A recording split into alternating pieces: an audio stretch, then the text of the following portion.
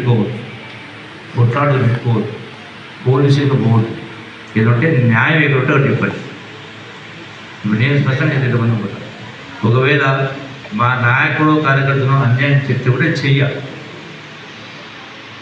ప్రతిపక్షమోడైనా న్యాయం ఉంటే చేస్తా, న్యాయం ఉంటే.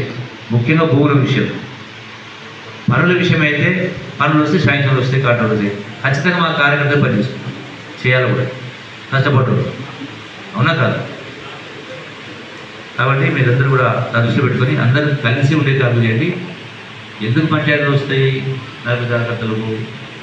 ఒకటి పదవులు, రెండు పనులు. నాకు తెలిసి పదవులు అనేది ఒకటే ఉంటే చాలా పదవులు ఉంటాయి. పదవులు ఒకసారి కాదు చాలాసార్లు వస్తాయి. ఒకసారి ఒకరు కావచ్చు, ఒకసారి రావచ్చు.